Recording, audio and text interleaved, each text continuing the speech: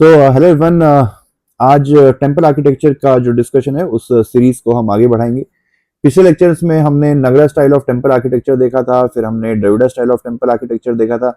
आज के लेक्चर में हम इनका जो दोनों का हाइब्रिड टेम्पल आर्किटेक्चर है, that is Vesara temple architecture, उस पर नजर डालेंगे। तो चलिए शुरुआत करते हैं आज के इस इंपॉर्टेंट लेक्चर की।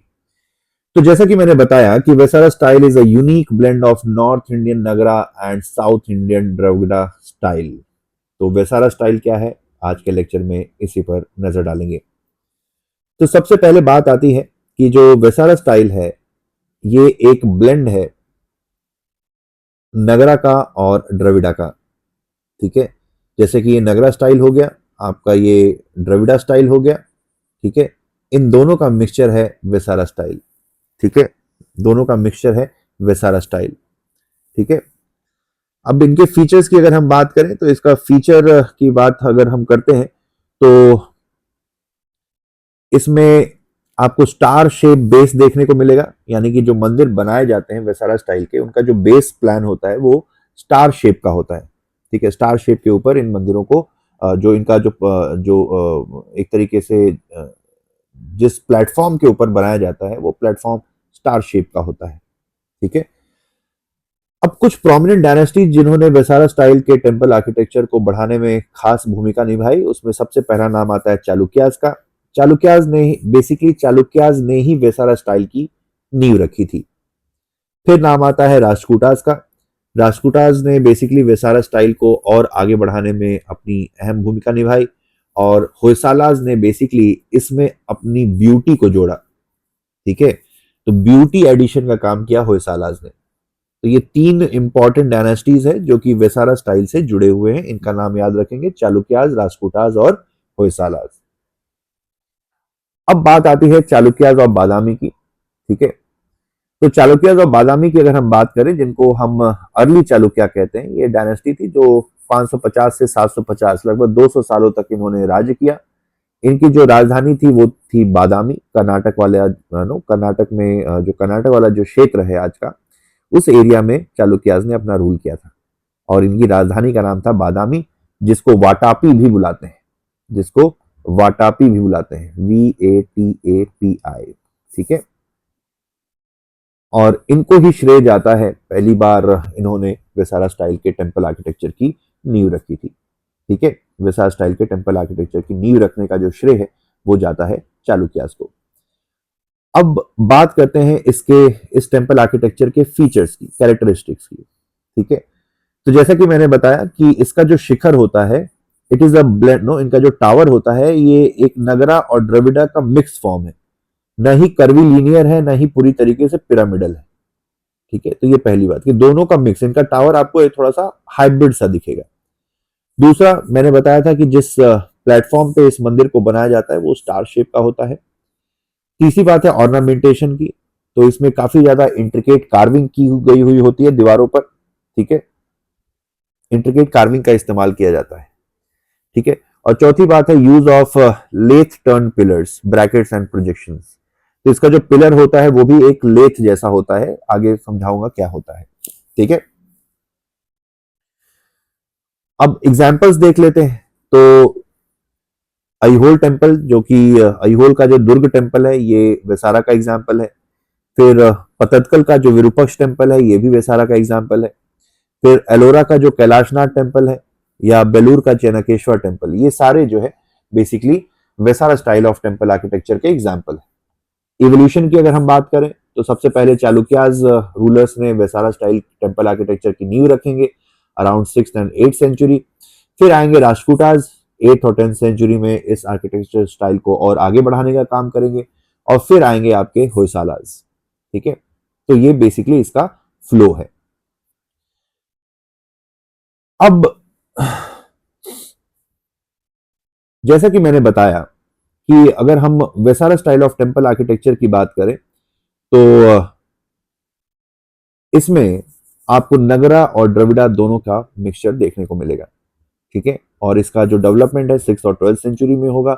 और अगर आप थोड़ा सा और इसको समझना चाहें तो इस तरीके से ये फोटो पर अगर आप ध्यान देंगे तो आप समझ पाएंगे कि इन तीनों आर्किटेक्चर स्टाइल में क्या एक डिजाइन वाइज क्या डिफरेंस हो सकता है। ठीक है, बहरहाल उतनी डिटेल में जानने की एग्जाम के पॉइंट ऑफ व्यू से उतनी जरूरत नहीं है।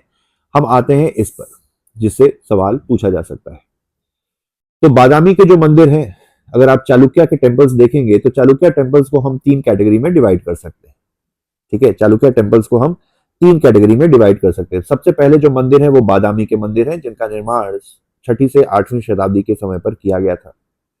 बेसिकली ये रॉक कट केव है। बादामी की जो गुफा है ये एक मंदिर है, मंदिर रूपी गुफा है, जिसका निर्माण 6वीं से 8वीं शताब्दी में किया गया था। ठीक है, जो कि एक लेक के अंदर या लेक के बीच में ये पूरी केव पूरा केव टेम्पल आपको, रॉक कट केव टेम्पल आपको देखने को मिलेगा। ठीक है, जो उस लेक का नाम है अगस्त लेक। फिर दूसरा जो टेम्पल आपको चालुक्य के देखने को मिलेंगे वो एक जगह है जिसका नाम है अहिहोल। वहां पर आपको चालुक्य के मंदिर देखने को मिलेंगे। उसमें खास मंदिर है दुर्ग टेम्पल, लडखान टेम्पल और मेगुती जैन टेम्पल। ठीक है, जो तीसरे चालुक्य के मंदिर हैं वो आपको पतदकल में देखने को मिलेंगे। ठीक है, ये यूनेस्को की वर्ल्ड हेरिटेज साइट भी है, जहां पे आपको नगरा और द्रविड़ा दोनों स्टाइल के टेम्पल्स देखने को मिलेंगे। कुछ खास मंदिरों के नाम है विरूपक्ष टेम्पल, मल्लिकार्जुन टेम्पल और पापानाथ टेम्पल। ठीक है, अब की फीचर्स की बात करते हैं। तो चालुक्य टेम्पल्स के अगर हम की फीचर्स की बात करें तो जैसा कि मैंने बताया था कि it is a mix architecture style of Nagara and Dravida style of temple architecture. और अगर आप इनके पिलर्स देखें तो काफी ज्यादा पिलर के ऊपर आपको नक्काशी, पूरी कार्विंग कर देखी नो पूरी कार्विंग आप इसमें देख सकते हैं। ठीक है, और इनके अगर शिखर यानी कि टावर की बात करें तो टावर बेसिकली आपको नगरा के शिखर और द्रविड़ा के जो विमान है उनका मिक्स हाइब्रिड आपको टावर देखने को मिलेगी। इनका जो बेस प्लान है वो भी आपको स्टार शेप का देखने को मिलेगा। इनके मंदिरों के बाहर आपको नंदी बुल देखने को मिलेंगे और काफी ज्यादा इंट्रिकेट कार्विंग भी देखने को मिलेगी। और इन मंदिरों का निर्माण हाई प्लेटफॉर्म के ऊपर किया गया है, जिसको हम जगती भी कहते हैं। जो प्लेटफॉर्म जिसकी मैं बात कर रहा हूं उसको जगती कहते हैं। ठीक है, अब बात आती है बादामी के केव टेम्पल्स की। तो बादामी के जो केव टेम्पल्स हैं उसमें आपको हिंदू और जैन दोनों ही धर्मों के जो मंदिर आपको देखने को मिलेंगे। ठीक है, जैसा मैंने बताया था कि बादामी का नाम वाटापी भी है, जो कि कर्नाटक में लोकेटेड है। और इन मंदिरों का निर्माण चालुक्य राजाओं ने करवाया था अराउंड 600 एडी। ठीक है, तो 6वीं शताब्दी में इन मंदिरों का निर्माण चालुक्य राजाओं ने कराया था। और खास बात है कि ये हिंदुइज्म और जैनिज्म दोनों ही धर्मों को समर्पित ये केव है। तो बादामी की जो गुफा है उसका निर्माण चालुक्य राजाओं ने कराया था और ये हिंदुइज्म और जैनिज्म दोनों ही धर्मों को डेडिकेटेड है। अब बात आती है अहिहोल के टेम्पल। तो अहिहोल में 4 खास मंदिर हैं। पहला है रावण फाड़ी केव। ठीक है, रावण फाड़ी केव एक रॉक कट केव है, जो कि जहां पर हमको नटराज शिवा की मूर्ति देखने को मिलती है।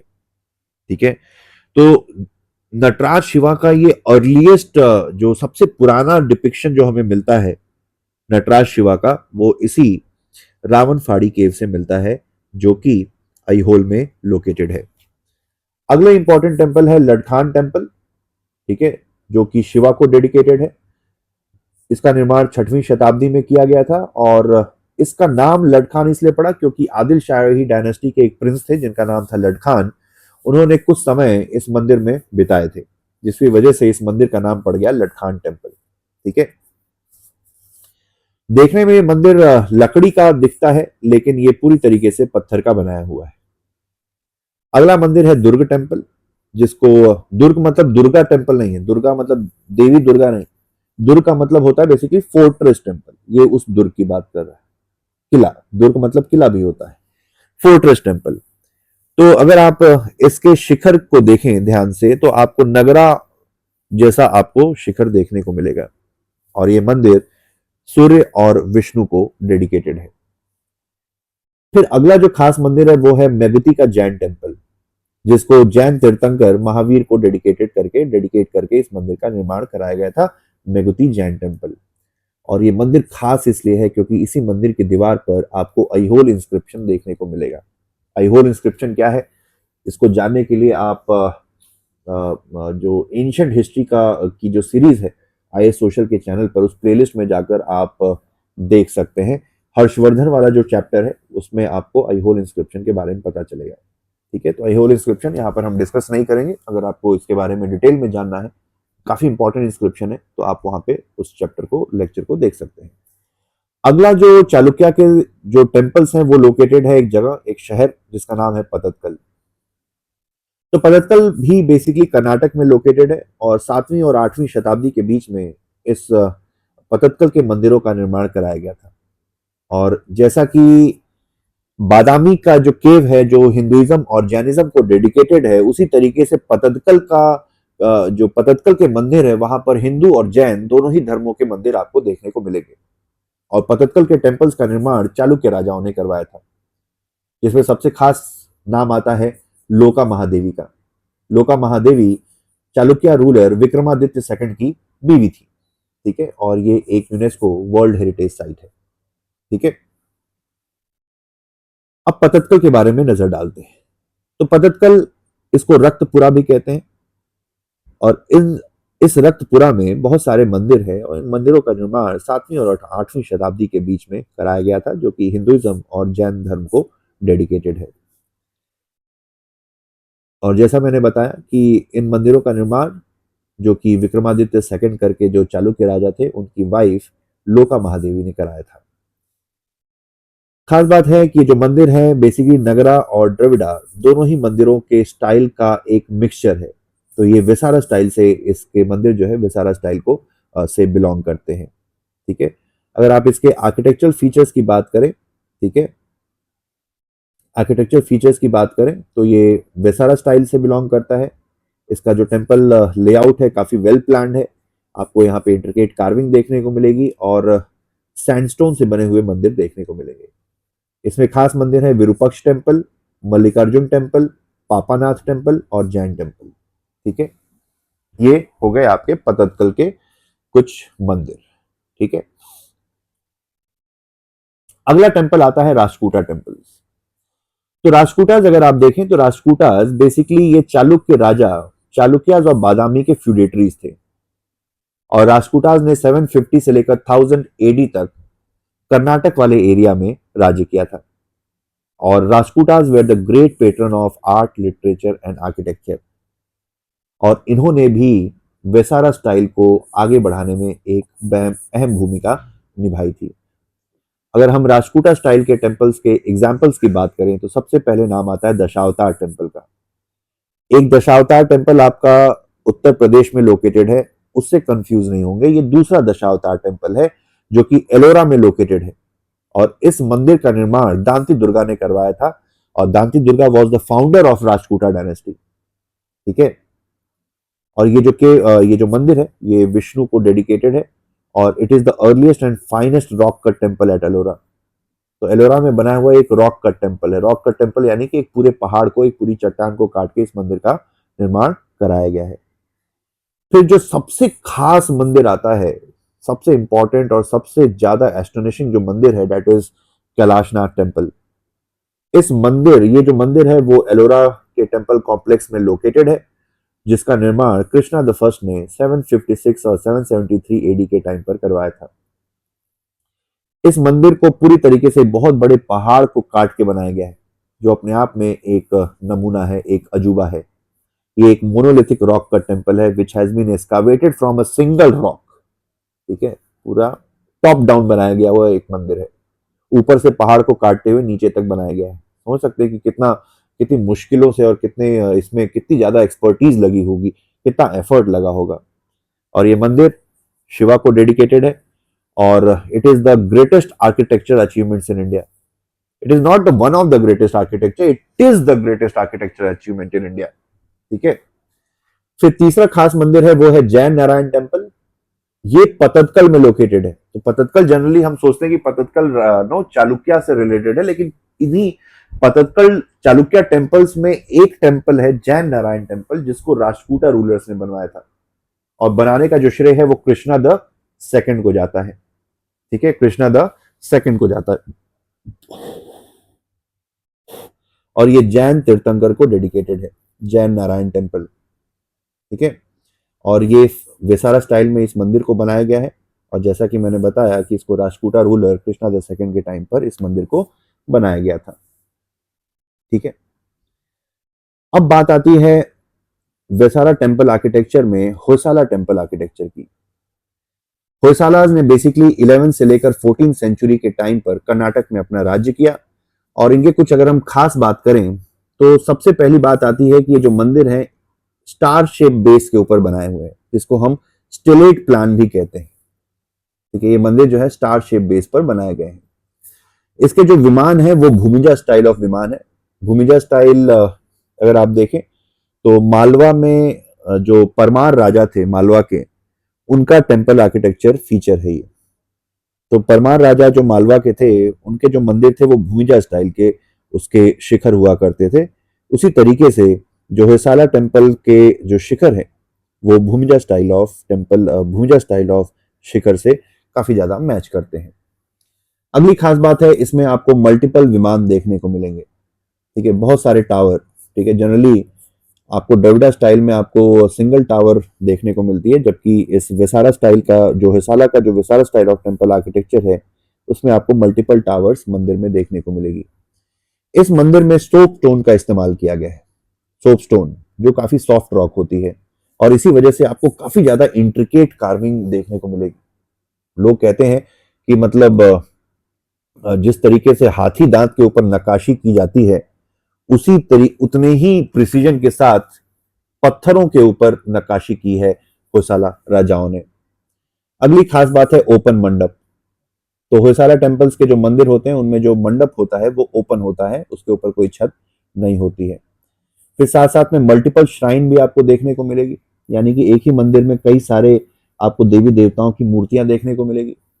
अगली खास बात है त्रिकुटा स्टाइल। जैसा कि मैंने बताया, त्रिकुटा स्टाइल का मतलब होता है कि तीन, एक मेन श्राइन के साथ साथ तीन तीन श्राइन होगी एक मंदिर में। जैसे पंचयातन स्टाइल में 5 श्राइन होती है, वैसे त्रिकुटा स्टाइल में 3 श्राइन्स होती हैं। अब इनके एग्जाम्पल्स की बात करें तो Chennakeshava temple of Beluru, Hoysaleswara temple of Halebidu, Keshava temple of Somanathapura and Jain basadi of Shravana Belagola. ठीक है, तो आप देखें विष्णु, शिव, विष्णु और इवन जैन मंदिरों का भी निर्माण होयसाला राजाओं ने करवाया था। ठीक है, होयसाला राजाओं ने करवाया था। तो ये हो गया आपका वेसारा स्टाइल। अगले लेक्चर में हम विजयनगर टेम्पल आर्किटेक्चर के बारे में देखेंगे, जो कि काफी इंपॉर्टेंट रहेगा। और विजयनगर के बारे में देखेंगे। फिर उसके अलावा विजयनगर के क्या फीचर्स थे। फिर नालंदा के हम बुद्धिस्ट आर्ट के बारे में देखेंगे, नालंदा स्कूल ऑफ आर्ट और उसके ब्रॉन्ज स्कल्पचर्स के बारे में हम देखेंगे। और फिर उसके अलावा हम कुछ जैन पिलग्रिमेज साइट जैसे शत्रुंजय हिल के बारे में भी अगले लेक्चर में डिस्कस करेंगे। तो ये था लेक्चर। अगर आपको लेक्चर पसंद आया तो do subscribe to IS social channel and share these lectures with your friend.